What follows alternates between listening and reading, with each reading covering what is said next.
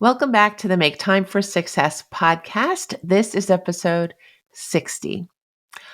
Remember the time that I interviewed Dr. Kathy Zhang? It was episode number 55 for this podcast, and the episode was entitled Finding Your Meaning and Purpose by Looking at the End of Life. Remember that episode? It was fantastic. Dr. Zhang is a palliative medicine physician, author, and coach. And in that episode, we had a beautiful discussion about what she's learned about death and dying, but also about how we can live a more meaningful life because of our view into death and dying. You can listen to episode 55 to hear her beautiful wisdom. And you can listen to her on her podcast, which is also wonderful. It's called The Purpose Filter. Now, after she and I recorded episode 55, we turned around and recorded an episode for her podcast with me as the interviewee. I was the guest. And as soon as we finished that interview, I knew immediately that I wanted to take that interview and repurpose it for this podcast, my podcast, because Kathy asks the most wonderful and deep and meaningful questions to me in this interview about procrastination. She wove in a discussion about how she herself is a procrastinator. And we together got really deep into the nitty gritty of how procrastination dupes us into thinking we can only produce work while panicking, and how we can change our mindset and our skill set about work so that we could bring work into the light, so that we can work without struggle or drama or pain. I love this interview. I love the content. I really hope you stick with this interview and stay with me to the end. And I want to thank Dr. Zhang for co-creating it with me. Let's go listen to this episode now.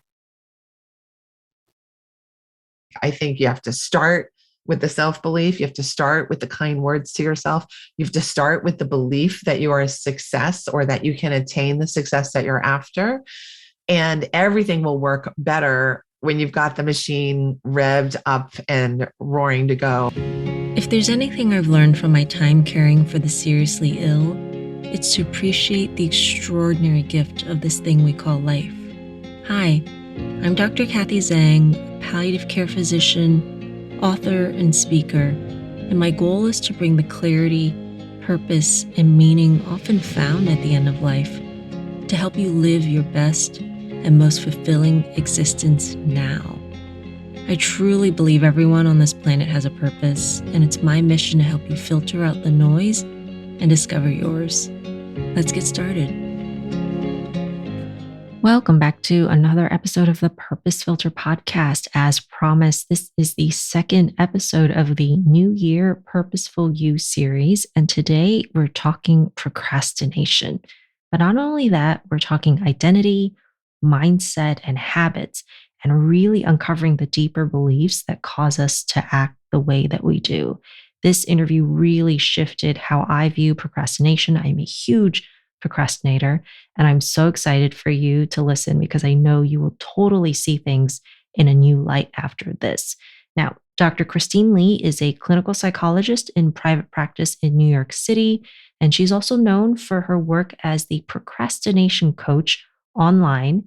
Her blog is the #1 blog in the world on the topic of procrastination, and she's helped thousands overcome the procrastination habit and get crystal clear on what needs to be done so they can get into action fast and achieve their goals. Dr. Lee's new book, 5-Minute Self-Discipline Exercises, Stay Motivated, Cultivate Good Habits, and Achieve Your Goals, is a compilation of her best strategies set inside an engaging workbook format. Listen to Dr. Lee's podcast, Make Time for Success, for inspiration for creating a life of joy, productivity, and abundance. Let's get into it.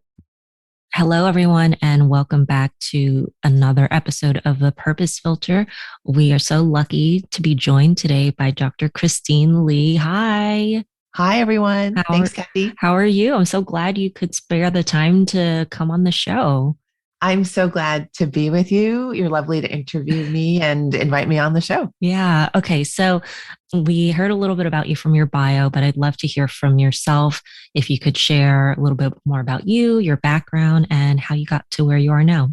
All right, then. I am a lifelong procrastinator. So that's essentially how I accidentally became procrastination coach. I'm a clinical psychologist by training, and I was working at a large university, and a dean there requested a procrastination workshop, and my hand shot up because I was a volunteer despite the fact that I knew nothing about how to run a procrastination workshop. And of course, the long story short is that I started researching for the topic and realized that I was in dire need of help for my own very chronic, very severe procrastination behaviors. I was anxious all the time. I would never sleep.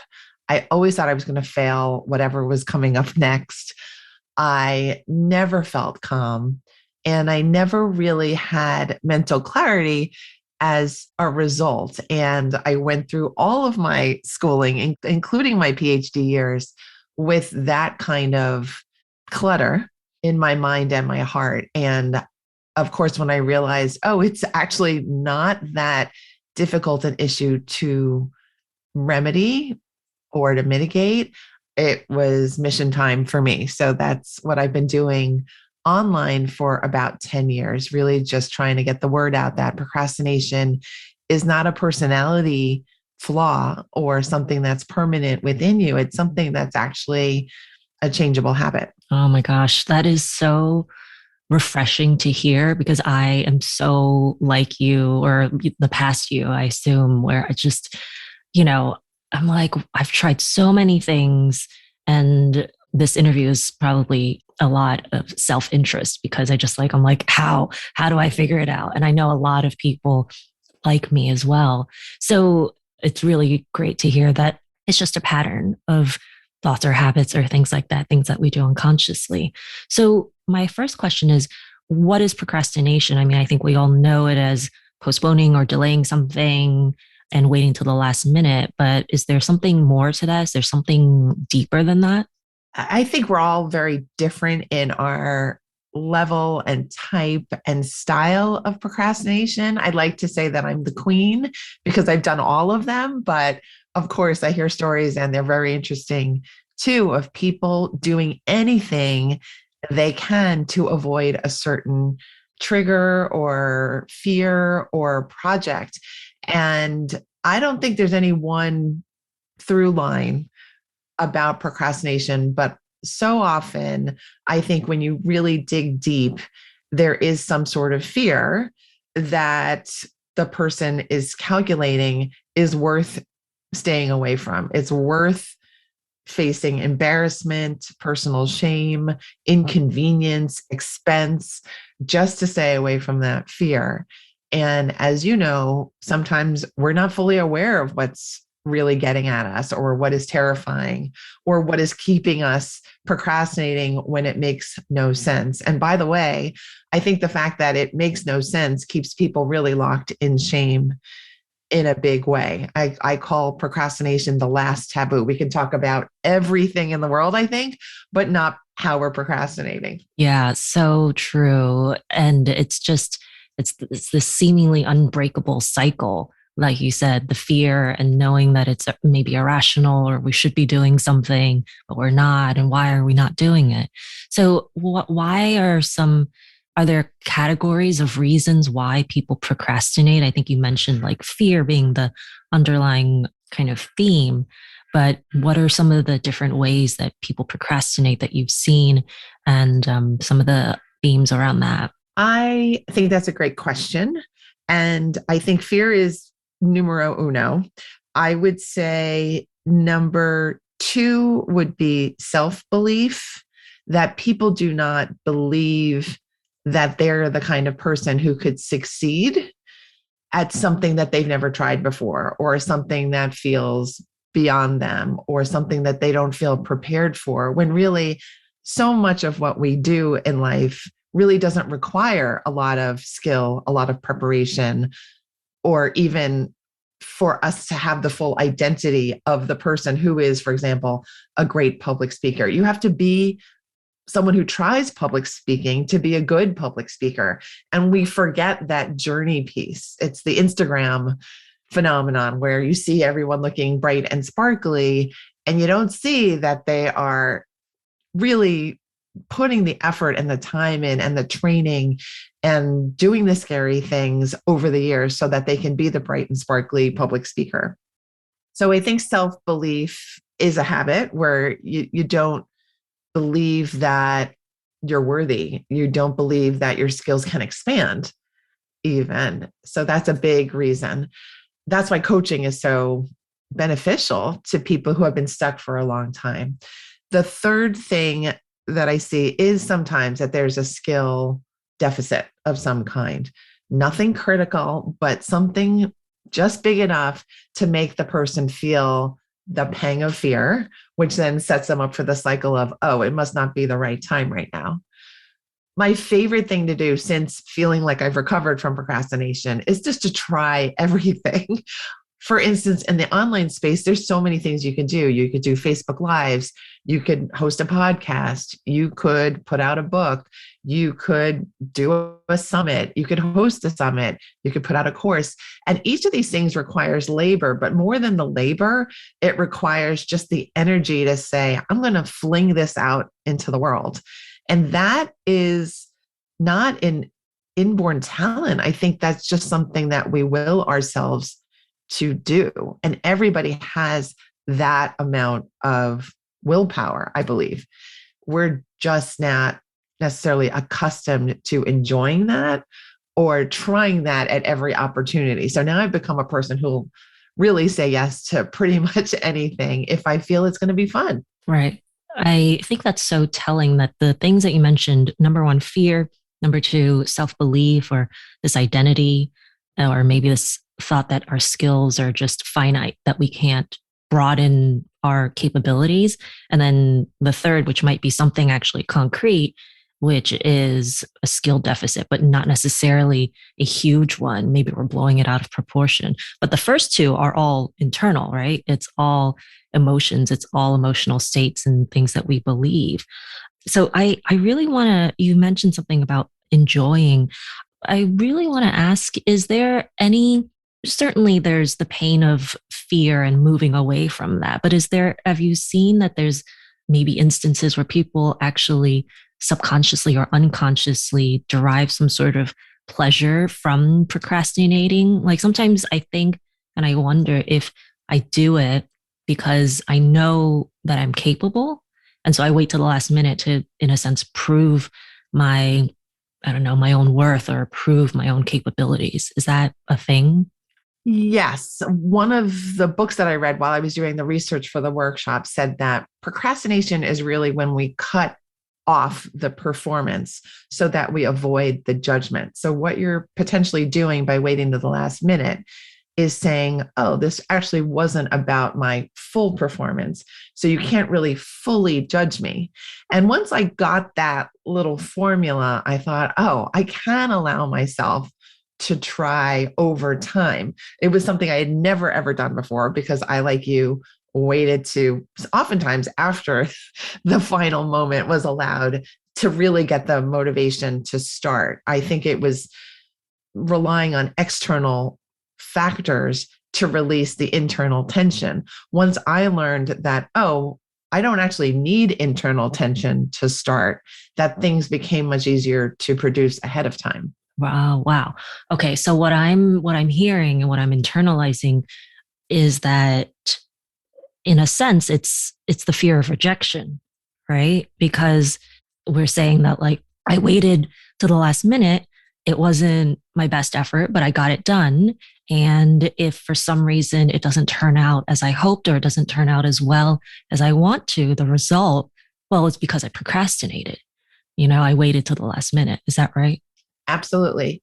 And I am very much like you with the whole valor idea of, oh, I could do this hard thing at the very last minute.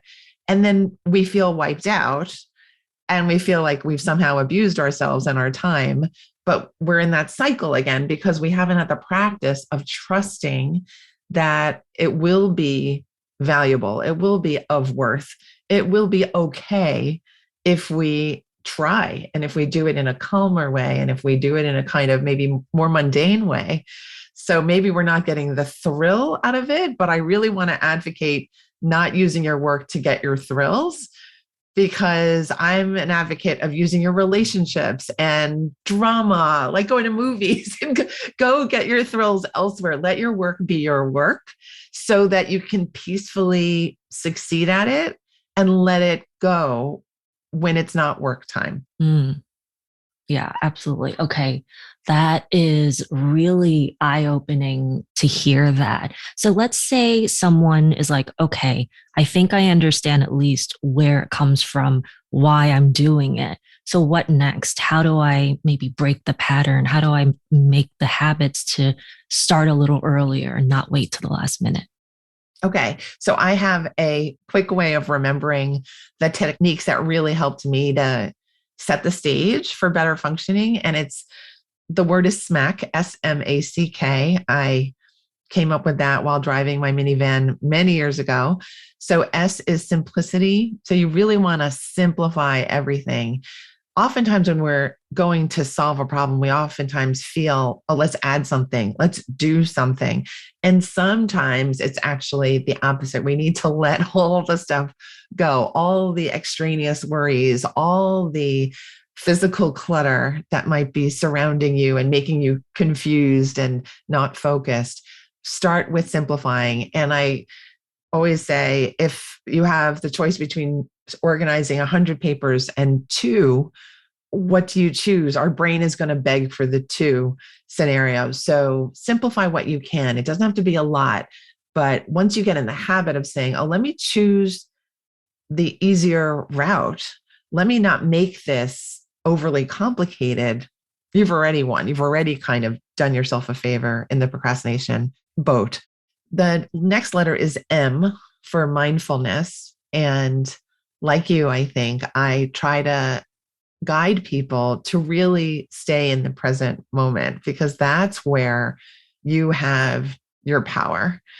So regretting and feeling ashamed about things and running behind your deadlines, that's living in this kind of chaotic, unsettled past view of yourself when really your whole range of functioning is in the present moment, actually. And it also goes to say that you should not be worrying about your future. So don't be predicting what the criticism is going to be when you submit your paper or you finish your project. You want to say, it may be coming, but I'm going to make my work as powerful and as good as I have time for. So really accepting that that's what we can affect, the present moment. Okay, I love that. So simplicity, mindfulness, staying in the present, not the past or the future, and focusing on that. Okay, so what are the rest of the S.M.A.C.K? Yeah, A is anxiety reduction. Okay.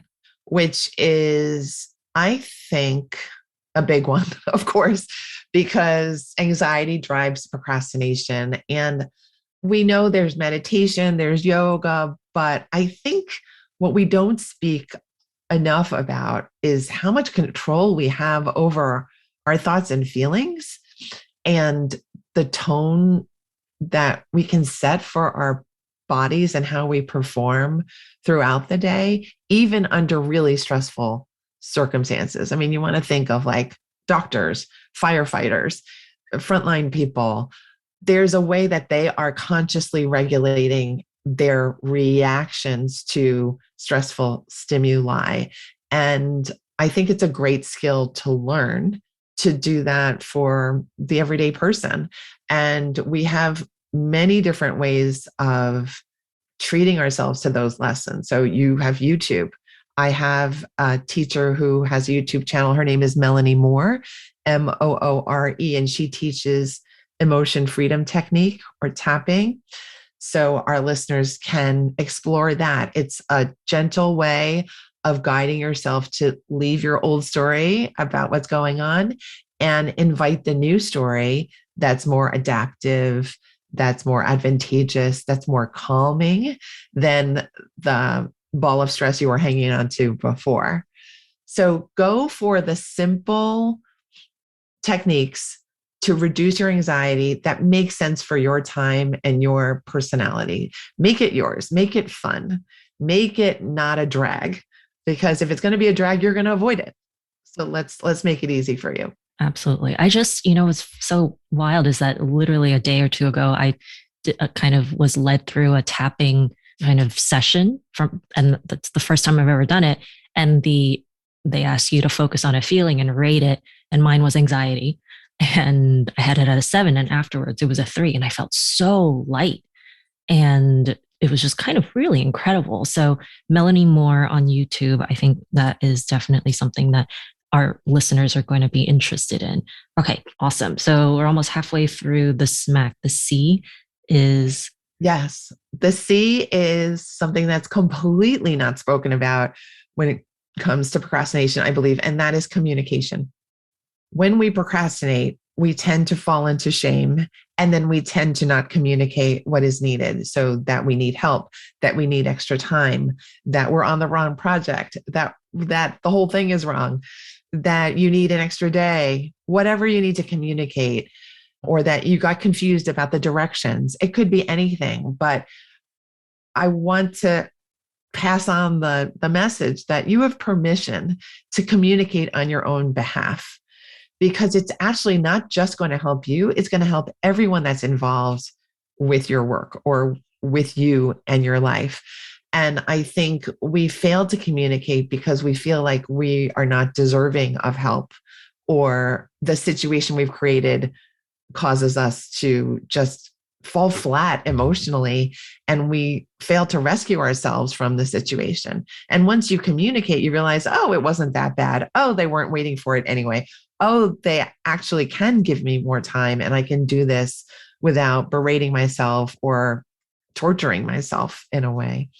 So communicate ahead of time, communicate before you think it's necessary, get into that new habit, because procrastinators were always kind of, 2 steps slower. Let's get maybe 1 step ahead of ourselves. And when you get to that point, after a while of deciding, oh, I can take care of myself in this way, time starts to reorient around you and you start to use time in a different way where you are taking advantage of your current minutes. You're not letting them slip by. You're not as inclined to do TikTok, which I just discovered and is a terrible waste of time, I think. Very entertaining, but oh my gosh, what a use of time there. So you have more control over your energy system when you're not procrastinating, because you have your entire range of time available to you. That's okay. Great. Okay. Communication and asking for help. All right. Yes. And the last one is K, the most important one, kindness to self.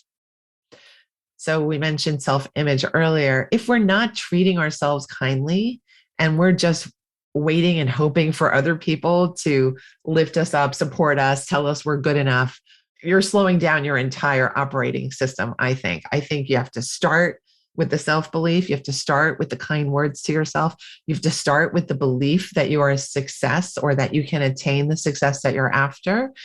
And everything will work better when you've got the machine revved up and roaring to go and feeling positively. Of course, positive mindset is also so helpful. I do believe in all of those woo-woo principles that if you're thinking positively, you're going to see positive things come into your life. Yeah, it really happens that way. So it's S.M.A.C, simplicity, mindfulness, anxiety reduction, communication as much as you can, and kindness to self always. That's just a permanent rule.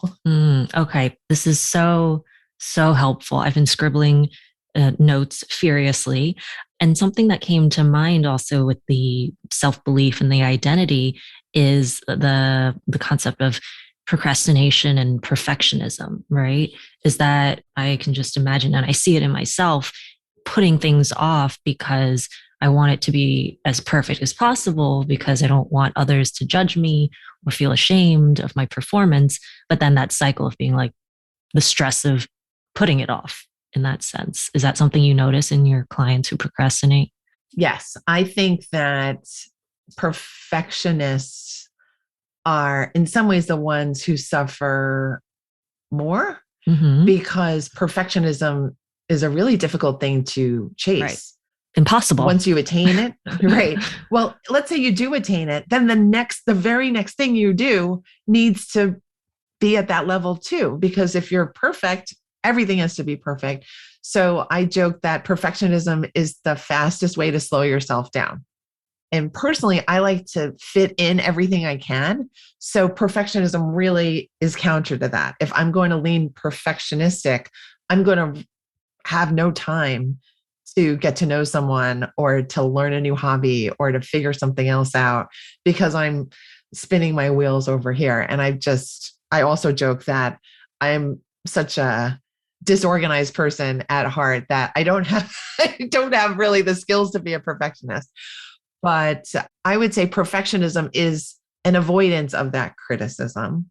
But what if you could say to yourself, I am not going to be worried about that anymore, that it's conscious anxiety reduction, saying that whatever that person's opinions are that person's opinions.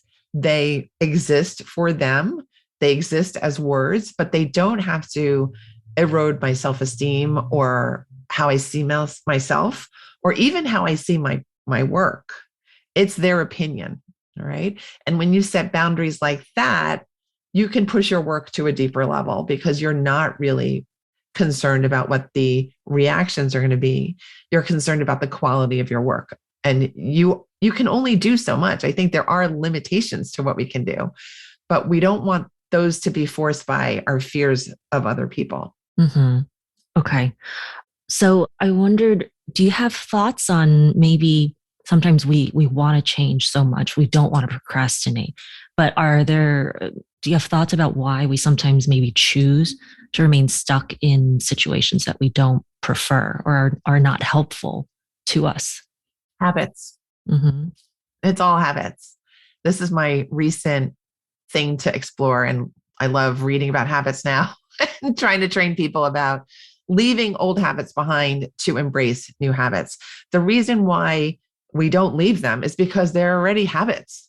And because they're so well worn, we've relied on them. They have been of service to us. They save us time. They don't make us feel panicked like stepping on stage makes us sometimes feel panicked. So they're kind of like our old buddies. But you know what? It's good to get new buddies, especially when the old buddies are being really annoying and not helping you anymore. But I think there's a whole process of transitioning that is difficult in many ways to execute. And I believe the way to get around that is one, you have to pick one thing.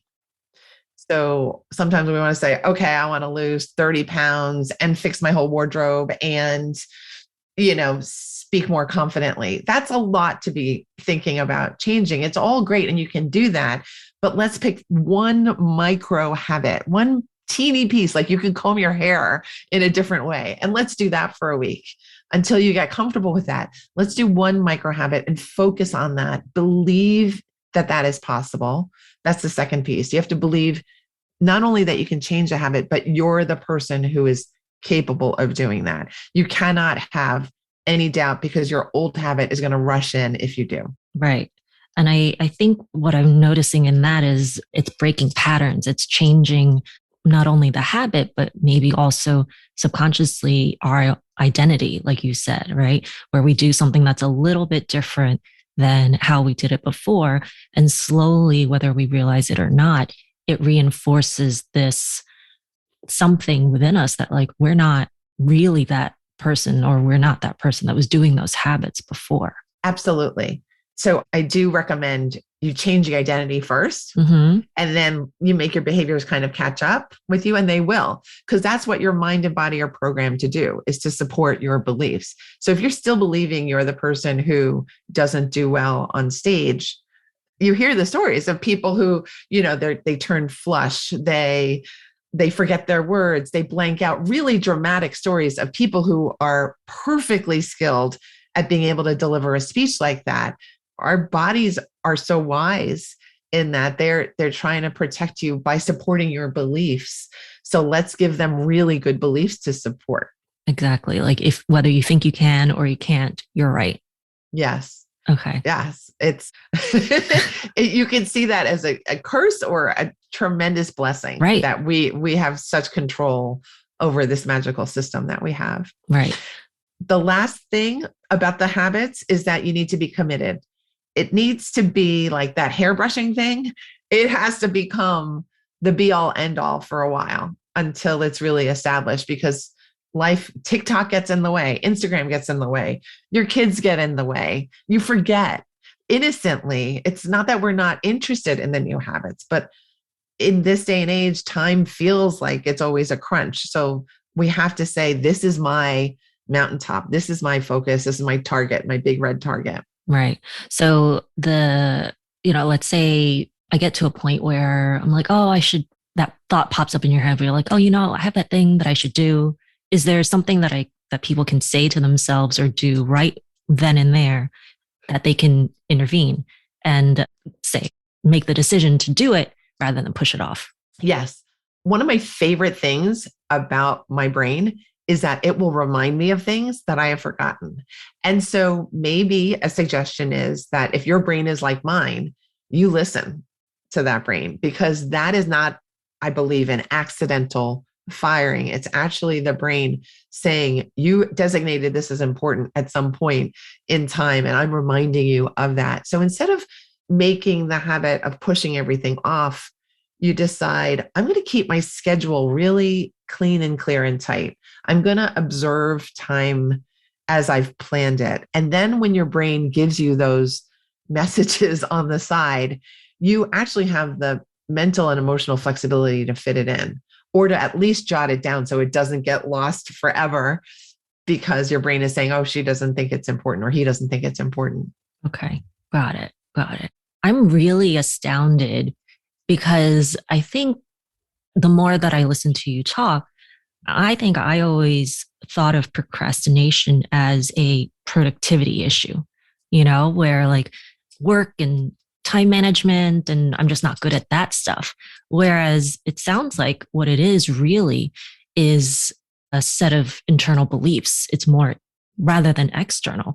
It's all about how we relate to the world, our fears of rejection and our fears of, and the anxiety that we have around all of that, the perfectionism, the identity that this is fixed. I'll never be able to change it. I'll never be able to, be those people who do all of their stuff like 12 days before the deadline is due and things like that. Is that right? That's right. I mean, listen to the language you're using. I'm not good at, your brain is listening. Mm-hmm. I will never do that. Your body is listening. And I'll share something that my coach says, that your belief systems are BS. And it's really funny. We believe ourselves so much. So we really want to craft our belief systems so that they're 100% supporting our highest potential and behaviors and goals.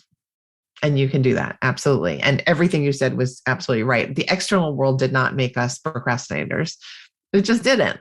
And that's the good news, because then we'd really be stuck if those forces were out of our control. Right. Like, because clearly we can accomplish what we're setting out to do, but perhaps there's a part of us that waits until the last minute to bring out that part of us that can accomplish it.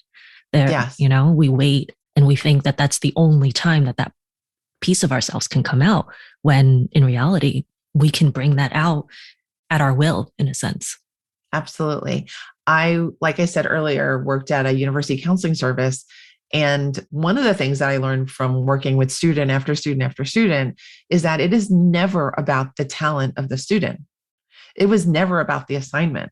which when you think about it, it's kind of interesting because there's got to be some assignment that is really too much for the person it was assigned to. But I never saw that in more than 10 years of being there.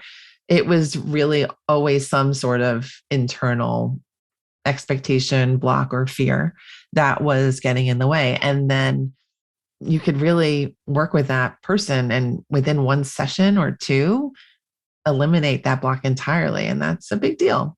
That is so, yeah, that must be so transformative for these people, right? Where they just kind of, you work with them and something clicks and they're like, oh, this is how I've been operating my entire life. Yeah. I think that's true whenever we change our behaviors, that we see, oh, a whole part of the world is just opened up to me. Right.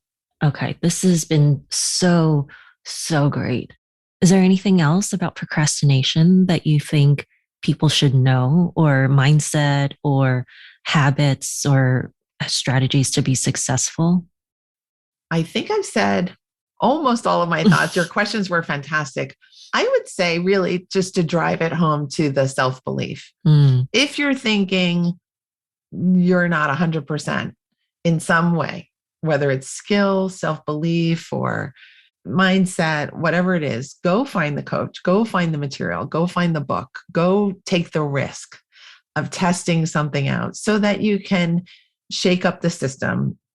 You won't get hurt. You will learn more about yourself and you will expand your range. And it will likely be really fun. It'll be more fun than feeling like you're working at a deficit or you're stuck in some way. mm, okay.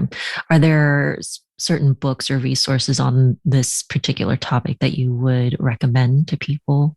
I have a podcast. Mm-hmm. That's one thing I have loved to share people's stories, just like yours. Kathy was on my show for the end of the year wrap up. My show is called Make Time for Success. And I think you hear different voices, including Melanie Moore, the tapping instructor that I mentioned earlier, too. So you can get inspiration from all over, really. It might be your neighbor, it might be the book that has been on your bedside table but hasn't been opened quite yet. It might be from your child and how they're coping with something in a brand new way. It's really just allowing yourself to be more flexible with how you do things and knowing there's more than just how you do things. There are great books out there. And I think one that I've just started to listen to is called Psycho-Cybernetics. And it's an interesting premise. Their premise is that we've looked to psychologists for answers about all these things when really we should be looking to the physicians, the mathematicians, and the physicists.